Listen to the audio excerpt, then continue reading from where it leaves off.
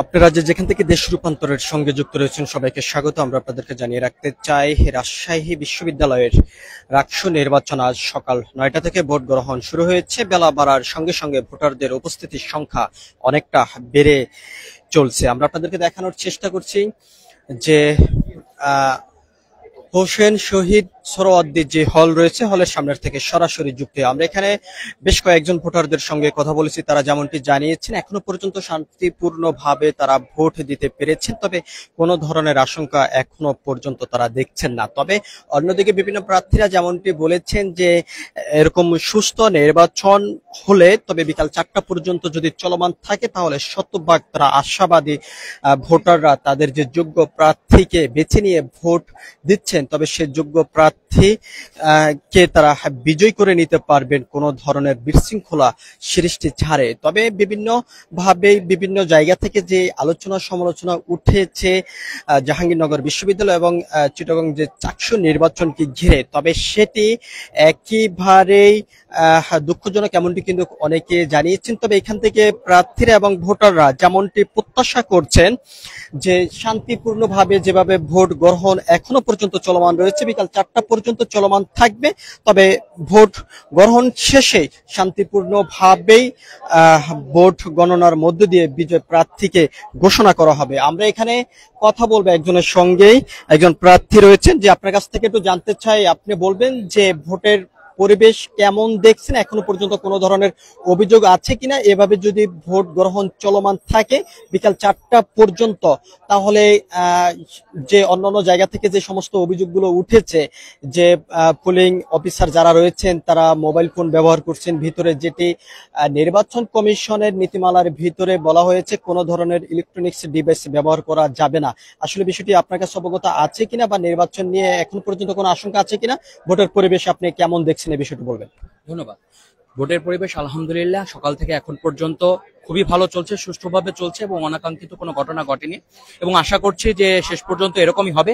ভিতর থেকে চোরাগোপ্তা কোনো একটু মানে খবর আসছে যে কোনো রকম একটু টুকটাক দুর্নীতি হতে পারে, হচ্ছে, তবে এর সত্যতা কতটুকু এটা এখনো কারো কাছে প্রমাণিত নয়। সুতরাং আমরা এটা দাবি করতে পারি না যে খুব মানে এই ভুলগুলো হচ্ছে, পুলিং এজেন্টরা এটা করছেন। তবে যদি এটা হয়ে থাকে, আমি নির্বাচন কমিশনের দৃষ্টি আকর্ষণ করছি যাতে এটা তারা খেয়াল করেন এবং এটা আরো সুষ্ঠুভাবে করার চেষ্টা করেন, এবং আশা করি 4টা পর্যন্ত ইনশাল্লাহ কোনো রকম অনাকাঙ্ক্ষিত ঘটনা ছাড়াই ইনশাল্লাহ সুষ্ঠুভাবে ভোট পরিচালনা হবে। আমার নাম মোহাম্মদ আলিরাজ, আমি ইসলামিক স্টাডিজ বিভাগের ছাত্র এবং আমি নবাব আব্দুল লতিফ হল থেকে একজন জিএস স্বতন্ত্র পদপ্রার্থী। ধন্যবাদ।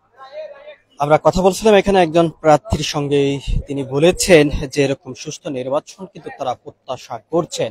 এবং আমরা আপনাদেরকে আরেকটি বিষয়টা জানিয়ে রাখতে চাই, নির্বাচন কমিশন যেমনটি জানিয়েছেন যে ভোটের মাঠ পরিবেশ সুন্দর রাখার জন্য সার্বক্ষণিক তারা প্রস্তুতি নিয়েছেন। তবে আইন শৃঙ্খলা রক্ষাকারী বাহিনীর পুলিশ থেকে শুরু করে বিজিবি এবং বিভিন্ন ইউনিটি আমরা দেখেছি যে টহল অবস্থায় রয়েছেন এবং তাদের যে নির্ধারিত কার্যক্রম সেটা কিন্তু তৎপরতায় তারা রয়েছেন। আমরা এখানে আরো একজন স্বতন্ত্র প্রার্থীর সঙ্গে কথা বলবো, যিনি ভিপি পদে লড়ছেন জাহাঙ্গীরনগর বিশ্ববিদ্যালয়ের ছাত্র প্রতিনিধিত্ব করার জন্য। আপনার কাছ থেকে একটু জানতে চাই যে নির্বাচন দুঃখিত দর্শক, যে রাজশাহী বিশ্ববিদ্যালয়ের যে ছাত্র প্রতিনিধিত্ব করছেন একজন ভিপি প্রার্থী, আমরা একটু তার সঙ্গে কথা বলবো। যে আপনার কাছ থেকে একটু জানতে চাই যে ভোটের মাঠ কেমন দেখছেন, নির্বাচন নিয়ে কোনো ধরনের আশঙ্কা আছে কিনা, এই বিষয়টা বলবেন। আলহামদুলিল্লাহ, ভোটের মাঠ আশা করা যায় অনেক ভালো এবং নির্বাচনের যে সার্বিক পরিস্থিতি এটা আসলে অনেক ভালো এবং এখন পর্যন্ত আমরা কোনো অনাকাঙ্ক্ষিত ঘটনা লক্ষ্য করি নাই এবং নির্বাচন এটি সুষ্ঠুভাবে অনুষ্ঠিত হচ্ছে এবং রাজশাহী বিশ্ববিদ্যালয় এটি ৩৫ বছর পর এই রাকসু নির্বাচন অনুষ্ঠিত হতে যাচ্ছে এবং এটি সাধারণ শিক্ষার্থীদের একটি কণ্ঠস্বর, যা ভবিষ্যতে এটি তাদের ন্যায্য অধিকার দাবি আদায়ে কাজ করবে। আমরা কথা বলছিলাম এখানে একজন প্রার্থীর সঙ্গে, তিনি যেমনটি বলেছেন দীর্ঘ ৩৫ বছর পর রাজশাহী বিশ্ববিদ্যালয়ের যে রাকসু নির্বাচন সেটি অনুষ্ঠিত হয়েছে। আজ সকাল 9টা থেকে ভোট গ্রহণ শুরু হয়েছে, ভোট গ্রহণ চলমান থাকবে বিকাল 4টা পর্যন্ত। এরপরেই কিন্তু ভোট গণনা শুরু হবে, সেই গণনার মধ্য দিয়ে বিজয় প্রার্থীকে ঘোষণা করা হবে এমনটি কিন্তু জানিয়েছেন নির্বাচন কমিশনের পক্ষ থেকে। তবে এখনো পর্যন্ত কোনো ধরনের বড় অনাকাঙ্ক্ষিত ঘটনা ঘটেনি। তবে বেশ কিছু জায়গা থেকে যেমনটি পাল্টাপাল্টি অভিযোগ এসেছে যে ভিতরে যারা ভোট গ্রহণ করছেন পোলিং অফিসার তারা কিন্তু ভিতরে মোবাইল ফোন প্রকাশ্যে ব্যবহার করছেন এমনটি কিন্তু অভিযোগ করেছেন অনেকেই। আমরা আপনাদেরকে আরো একটি বিষয়টা জানিয়ে রাখতে চাই, প্রশাসনের পক্ষ থেকে যেমনটি জানানো হয়েছে জাহাঙ্গীরনগর রাজশাহী বিশ্ববিদ্যালয়ের যে রাষ্ট্র নির্বাচন এটি অবাধ সুষ্ঠু নির্বাচন উপহার দেওয়ার জন্য আইন শৃঙ্খলা রক্ষাকার বাহিনীর পক্ষ থেকে যে ধরনের কার্যক্রম তারা হাতে নিয়েছেন সেটি নিয়ে কিন্তু আইন শৃঙ্খলা রক্ষাকার বাহিনী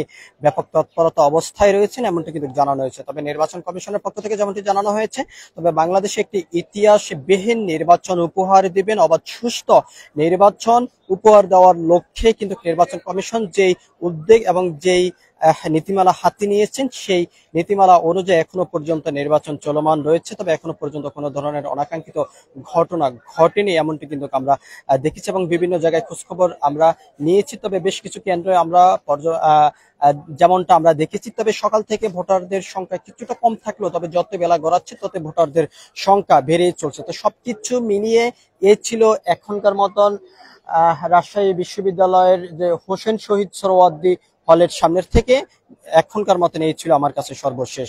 পরবর্তী আপডেট পেতে সবাই দেশ রূপান্তরের সঙ্গে থাকুন। ধন্যবাদ সবাইকে।